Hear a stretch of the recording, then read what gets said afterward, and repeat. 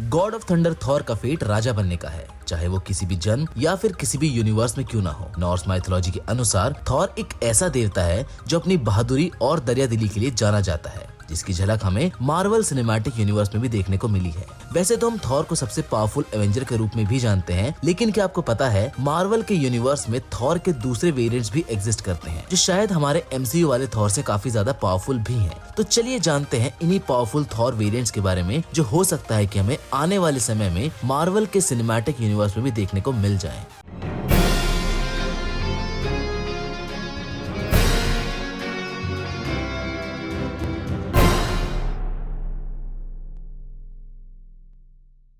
सबसे पहले हम जिस थॉर वेरिएंट के बारे में बात करेंगे उसका नाम थॉर एल है, जो कि रिजल्ट है यूनिवर्स अमालगमेशन का। मतलब कि ये वो वेरिएंट है जो मार्वल और डीसी के अमालगमेशन की वजह से बना था, जिसके अंदर थॉर और सुपरमैन दोनों की पावर्स थी। डीसी और मार्वल दोनों ने टीम अप होके एक कॉमिक मिक्स कैरेक्टर डेवलप किया था, जिसका नाम थॉर एल था। ये उस कंपैरिजन का नतीजा था जो हमें अक्सर थॉर और सुपरमैन के बीच में देखने को मिलता रहता है। थॉर एल के बाद एक और ऐसे थॉर वेरिएंट की बारी आती है जो मिक्स्ड कैरेक्टर वेरिएंट है, जिसका नाम है आयरन हैमर। वैसे तो ये नाम से ही क्लियर है कि आयरन हैमर आयरन मैन और थॉर का मिक्सचर है, जो बनता है गमोरा की वजह से। गमोरा मार्वल यूनिवर्स की सोल्स को गलती से वॉर्प कर देती है, जिसकी वजह से एक अलग वॉर्प रियलिटी या वॉर्प यूनिवर्स क्रिएट हो जाता है और हर एक सोल दूसरे से पेयर हो जाती है। इन्हीं कॉम्बिनेशंस में से एक कॉम्बिनेशन आयरन मैन और थॉर का भी होता है, जिसका इस यूनिवर्स में नाम स्टार्क ओडिनसन होता है, जो कि बेटा होता है हावर्ड ओडन का। अब अगर आयरन हैमर की पावर्स की बात करें तो थॉर की लाइटनिंग पावर्स के साथ साथ आयरन हैमर आयरन मैन की तरह ही बहुत इंटेलिजेंट होता है,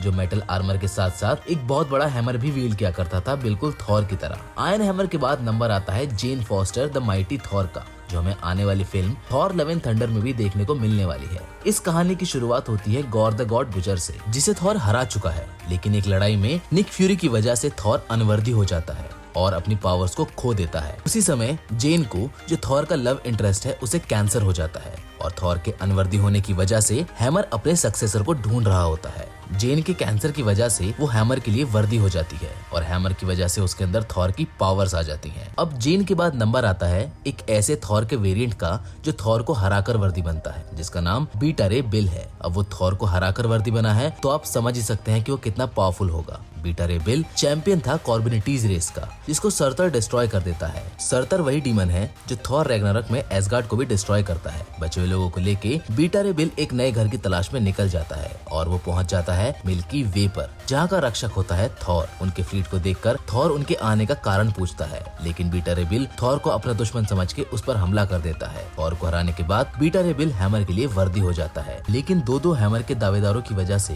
ये मामला ओडिन की नजरों में आ जाता है और ओडिन बीटा रे बिल के लिए एक नया वेपन क्रिएट करते हैं, जिसका नाम स्टॉर्म ब्रेकर होता है। स्टॉर्म ब्रेकर की वजह से बीटा रे बिल के अंदर भी थॉर की पावर्स आ जाती हैं। बीटा रे बिल के बाद अब जिस थॉर वेरिएंट का नंबर आता है उसका नाम वॉर थॉर है, जो है तो एसगार्डियन ही, लेकिन थॉर की पावर्स को पजेस करके बन गया है God of thunder. War Thor का असली नाम वॉलस्टैक है, जो थॉर का फ्रेंड और वॉरियर 3 का मेंबर होता है। वॉलस्टैक और थॉर काफी फाइट्स में एक साथ एसगार्ड के लिए लड़े होते हैं। एक डिप्लोमेटिक मिशन के दौरान वॉलस्टैक की पार्टी पर मुस्फेल्हाइम की फोर्सेस अटैक कर देती हैं। वॉलस्टैक की पूरी पार्टी मारी जाती है, लेकिन वॉलस्टैक किसी न किसी तरीके से उनसे लड़के वहाँ से बच के निकल जाता है। वॉलस्टैक को महसूस होता है कि कोई उसे बुला रहा है। जब वो एसगार्ड की एक अबेंडेंड सिटी में पहुंचता है तो वो देखकर हैरान हो जाता है। दरअसल वो चीज जो उसे बुला रही होती है वो एक ऑल्टरनेट यूनिवर्स का हैमर होता है। वॉलस्टैक उस हैमर को उठाकर वर्दी हो जाता है और बन जाता है वॉर थॉर। अब वॉर थॉर के बाद हम जिस थॉर वेरिएंट की बात करेंगे वो थॉर एनिमल यूनिवर्स से है, जिसका नाम थ्रॉग है। थ्रॉग दरअसल में इंसान ही था, जिसका नाम साइमन वॉल्टरसन होता है। उसकी बीवी और अनबॉर्न बच्चे की मौत की वजह से वो बहुत ज्यादा डिप्रेस्ड हो जाता है, जिसकी वजह से वो अर्थ पर ऐसे इंसान को ढूंढने लगता है जो उसकी मरी हुई बीवी से उसकी बात करा सके। इसी चाहत की वजह से उसकी मुलाकात एक विच से हो जाती है, जो उसकी बात उसकी मरी हुई बीवी से करा देती है, लेकिन साइमन उसे बदले में तय चीज नहीं दे पाता है, जिसकी वजह से वो विच साइमन को फ्रॉग बना देती है। साइमन के फ्रॉग एडवेंचर के दौरान उसकी मुलाकात थॉर से होती है। साइमन और थॉर मिलके एक लोकल फ्रॉग किंग को रैट्स के आतंक से बचाते हैं, जिसके बाद थॉर अपनी ओरिजिनल फॉर्म में वापस आ जाता है, लेकिन उसका एक हैमर का टुकड़ा टूटकर वहीं गिर जाता है, जिसको साइमन वील्ड करता है और बन जाता है साइमन उसे वील्ड करने के बाद थ्रॉग। अब थ्रॉग के बाद हमारी लिस्ट में थॉर के जिस वेरिएंट का नंबर आता है उसे थॉर की पावर्स के लिए हैमर की जरूरत भी नहीं है। ये वर्जन मार्वल के एक अल्टीमेट डार्क यूनिवर्स से है, जिसका नाम अल्टीमेट थॉर है। वैसे अल्टीमेट थॉर का असली नाम थॉरलिव कॉलमैन होता है। थॉरलिव को पता चलता है कि वो गॉड ऑफ थंडर का पुनर्जन्म है, जिसको जानने के बाद वो अपनी गॉड ऑफ थंडर की जर्नी को शुरू करता है। जैसा कि मैंने पहले भी बताया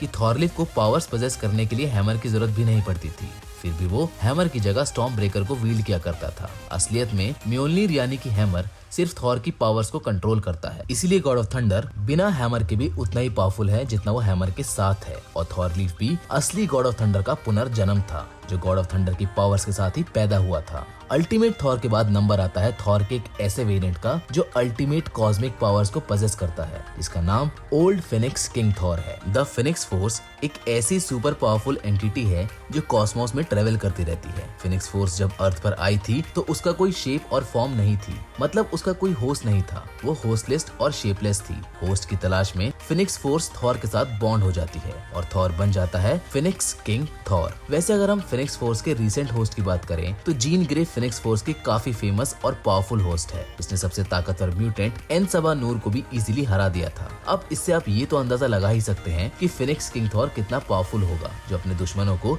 चुटकियों में हरा देता होगा। और इन्हीं सब एविडेंसेस को मानकर हम ये भी बोल सकते हैं कि फिनिक्स किंग थॉर वेरिएंट्स में सबसे पावरफुल वेरिएंट है। तो ये थी हमारी आज की थॉर वेरिएंट्स की लिस्ट। हमें आप कमेंट करके जरूर बताएं कि आपको आज की वीडियो कैसी लगी और आपकी नजरों में सबसे पावरफुल थॉर वेरिएंट कौन सा है, एक्सेप्ट अर्थ 616 का थॉर, यानी कि मेन मार्वल यूनिवर्स का थॉर। साथ ही में अगर वीडियो पसंद आई हो तो चैनल को सब्सक्राइब और वीडियो को लाइक शेयर करना ना भूलिएगा। मिलते हैं आपसे एक और नई इंटरेस्टिंग वीडियो के साथ। Till then, good bye.